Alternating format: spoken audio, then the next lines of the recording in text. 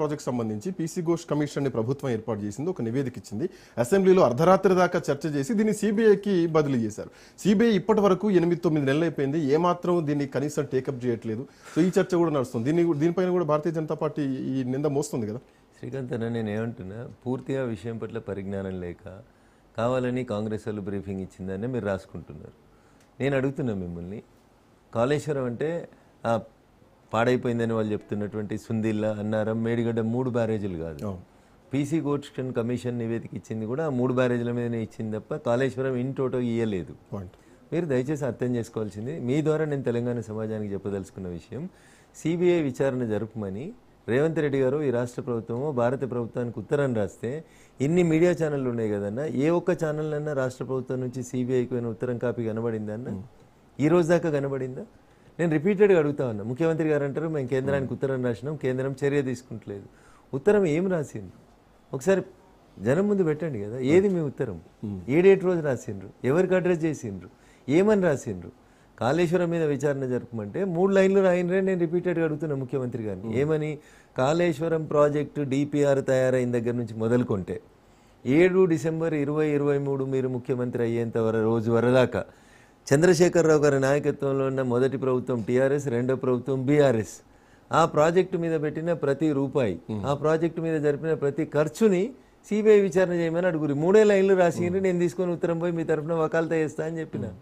ఈ రోజు దాకా రాష్ట్ర ప్రభుత్వం అడుగుతలేదు. శ్రీకాంత్ గారు, తెలంగాణ సమాజం ఇలా ఆలోచించాల్సింది ఏంటంటే, ఇదే రేవంత్ రెడ్డి చెప్తే ఎవరు నమ్మరని రాహుల్ గాంధీని తీసుకుపోయి మేడిగడ్డ బ్యారేజ్ మీద నిల్సోని, రాహుల్ గాంధీ దిక్కు రేవంత్ రెడ్డి దిక్కు నిల్సోని చెప్పిండ్రు దీని మీద విచారణ జరిపిస్తాం, 1,00,000 కోట్ల అవినీతి జరిగింది, కేసీఆర్ కుటుంబం దగ్గర నుంచి 1,00,000 కోట్లు కక్కిస్తాం. నేను చెప్తలేను ఇవి, రాహుల్ గాంధీ గారు మేడిగడ్డ బ్యారేజ్ మీద నిలబడి మాట్లాడిన మాటలు. ఈళ్ళకి 2.5 సంవత్సరాల కాల పరిమితి పూర్తి అయింది. శ్రీకాంత్ గారు, కనీసం 50,000 కోట్లు కక్కియాలి కదా. ఓ 10,000 కోట్లైనా కక్కిచ్చిరా? 10 రూపాయలైనా కక్కిచ్చిరా? కేసీఆర్ కుటుంబం దగ్గర నుంచి వీళ్ళు కక్కిస్తలేరు. దీని వెనకాల ఉన్నటువంటి ఇదేందనేది మీరు ఒకసారి ఆలోచించాలి. నేను ప్రతిసారి చెప్తుంటా, కాంగ్రెస్, టీఆర్ఎస్ ఈ 2 undivided parts of one kind.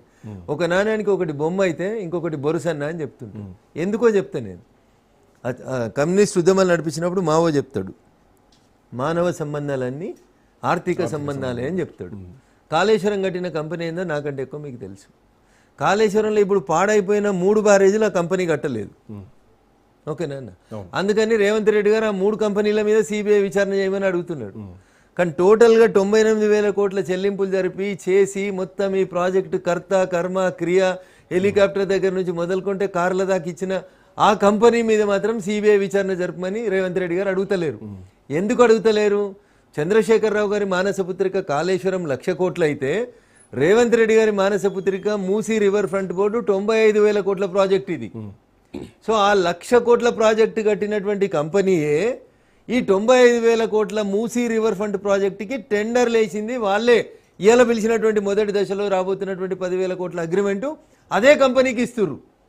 మీరు కాళేశ్వరం ఇన్ టోటల్గా సిబిఐ విచారణ చేయమంటే శ్రీకాంత్, కేసీఆర్ పాత్ర దగ్గర నుంచి మొదలుకుంటే కంపెనీ పాత్ర దాకా బయటకు వస్తాయి. మిమ్మల్ని పిసిసి ప్రెసిడెంట్ గా నడిపించిన కంపెనీయే, కాళేశ్వరం కట్టిన కంపెనీయే, రేపు మీరు కలలు కంటున్నటువంటి మూసీ రివర్ ఫ్రంట్ కట్టేటువంటి కంపెనీ కూడా ఒకటే కంపెనీ. కాబట్టే ముఖ్యమంత్రి గారు కాళేశ్వరం ప్రాజెక్టు మీద సిబిఐ విచారణ జరుపుమని అడుగుతలేరు అంటున్నా. మీరు అడుగుతున్నాయి 3 బ్యారేజీల మీద మాత్రమే సిబిఐ విచారణ జరుపుమంటున్నారు. ఆ 3 బ్యారేజీలు ఆ కంపెనీ కట్టలేదు కాబట్టి రేవంత్ రెడ్డి అడుగుతున్నాడు. ఒకవేళ ఆ 3 బ్యారేజీలు కూడా అదే కంపెనీ కట్టిండుంటే రేవంత్ రెడ్డి కాళేశ్వరం సిబిఐ అనే ముచ్చట ఉండకపోతుండే అన్న. ఏం చెప్పిండు రేవంత్ రెడ్డి గారు పిసిసి అధ్యక్షుని హోదాలో? మేము అధికారంలోకి రాగానే 3 నెలల్లో చెర్లపల్లిలో ఇందిరమ్మ ఇల్లు లాంటి ఇల్లు కట్టించాల కేసీఆర్ కుటుంబాన్ని పెడతా అన్నాడు. 2.5 ఏళ్లలో ఇందిరమ్మ ఇల్లు కట్టుడు సాధ్యమైతే లేదా అన్న ముఖ్యమంత్రికి? అంటే దీని వెనుకాల ఈ బంధాన్ని బలపరుస్తున్నది కాంగ్రెస్. టీఆర్ఎస్ని విడిపోకుండా ఈ బంధాన్ని కొనసాగిస్తున్నది, కేసీఆర్ కుటుంబాన్ని కాపాడుతున్నది ఎవరు అంటే కాళేశ్వరం కట్టిన కాంట్రాక్టర్. అదే కాంట్రాక్టర్ ఇలా మళ్ళీ పొద్దున్న లేస్తే రేవంత్ రెడ్డి గారితో ఉంటున్నారు. అదే కంపెనీకి ఇలా మీరు మూసీ రివర్ ఫ్రంట్ ప్రాజెక్ట్లో ఫస్ట్ ఫేజ్ టెండర్ 9,500 కోట్లు పిలిస్తే టెండర్కి వచ్చిన అన్ని కంపెనీలకు ఫోన్ చేసి అందరితో డ్రాప్ చేయించారు. ఒకే ఒక కంపెనీకి రేపో మాపో మీరు అగ్రిమెంట్ చేయబోతున్నారు కాదని చెప్పమన్నారు కాంగ్రెస్ ప్రభుత్వ పెద్దల్ని. సో కాబట్టి కాళేశ్వరం మీద కాంగ్రెస్ ఏ రోజు కూడా సిబిఐ విచారణ జరిపించదు. ఎందుకంటే కాళేశ్వరం కట్టిన కంపెనీ రేపు మూసీ రివర్ ఫ్రంట్ బోర్డు ప్రాజెక్ట్ని కట్టబోతుంది. ఈయన ఒక్కడే. ఆ రోజు అటుపక్క కనబడింది, ఈ రోజు ఇటుపక్క కనబడుతుంది. కాబట్టి ఆయన మీద సిబిఐ విచారణ వాళ్ళు జరపరు, వీళ్ళు జరపరు. కాబట్టే సిబిఐ విచారణ జరుగుతలేదు. ముఖ్యమంత్రి ప్రతిదీ లీక్ ఇస్తాడు కదా మీడియాకి, ఉత్తరం కూడా లీక్ ఇవ్వమని ఏం రాసిరో తెలుస్తుంది కదా. మీరు వేసిన పీసీ ఘోష్ కమిషన్ కూడా కాళేశ్వరం పునాదుల దగ్గర నుంచి కాళేశ్వరం ప్రతి పైసా పేమెంట్ దాకా మీరు అడుగుండ్రి. ఎందుకు 3 బ్యారేజ్ల మీదనే అడుగుతున్నారు? So that it self shows మమ్మల్ని బదనాం చేసేందుకు కాంగ్రెస్ టీఆర్ఎస్ నేను కొట్టినట్టు చేస్తాను, నువ్వు ఏడ్చినట్టు చేయని ఆడుతున్నటువంటి నాటకం తప్ప కేటీఆర్ ఏం మాట్లాడతాడన్న? అదో పిచ్చకుంట్ల కేసు అంటాడు, అదో లొటపీస్ కేసు అంటాడు, ఎట్లా పడితే అట్లా మాట్లాడుతున్నాడు. చేతనైతే నేను వస్తున్నా అరెస్ట్ చేసుకో అని చెప్తాడు. ఏం రాజీ లేకపోతే అన్నా ఎందుకు వాళ్ళ మీద కేసులు అయితే లేవన్నా? నా కేసు కావాలని జైలు కావాలనేది కాదు ఉద్దేశం. అక్కడ జరుగుతున్నది ప్రజలకు అర్థం కావాలి. సరే కాళేశ్వరం పక్కకు పెట్టన్నా, కేటీఆర్ గారు డైరెక్ట్ ఇన్వాల్వ్ అయిన పంచాయతీ ఉంది కదా, ఫార్ములా కార్ రేస్ కేసు. దాంట్లో అరవింద్ కుమార్ అనేటువంటి ఐఏఎస్ ఆఫీసర్ తన అప్రూవర్గా మారుతా అని కేటీఆర్ గారు చెప్తేనే తను 50 కోట్ల రూపాయలని ట్రాన్స్ఫర్ చేసినా అని ఇంత క్లియర్గా స్టేట్మెంట్ ఇచ్చింది కదా. నా కేసులో అరెస్ట్ చేస్తే ఎందుకు చేతనైతలేదు నీకు? అది లొట్టపీసి కేసు కానీ ఇంకా ఆయన కేటీఆర్ భాషలో ఇంకో కేసు అన్నా కానీ, అరే నిన్ను ఆ కేసులో డ్రోన్ కేసులో పట్టుకుపోయి ఎయిర్పోర్ట్కి వెళ్ళి తీసుకుపోయి రిమాండ్ చేసిరు కదా, నీకెందుకు ధైర్యం సరిపోతలేదు రేవంత్ రెడ్డి? తెలంగాణ పౌరుషం ఏడవచ్చింది. పిసిసి అధ్యక్షునిగా ఎన్ని మాటలు మాట్లాడుతీవి? బిడ్డపల్లికి పెరోల్ మీద బయటకు వస్తే ఎన్ని మాట్లాడుతీవి? బెయిల్ మీద బయటకు వస్తే ఎన్ని మాట్లాడుతీవి? ఎటుపోయింది నీ తెలంగాణ పౌరుషం? ఏది పాలమూరు బిడ్డ ఆక్రోశం ఎటుపోయింది? ఎందుకు కనబడతలేదు? ఎందుకంటే ఈ బంధాలన్నీ ఆర్థిక బంధాలు. ఈ ఆర్థిక బంధాలను ఆర్థిక బంధాలు అని చెప్పేసి మీరు అంటున్నారు.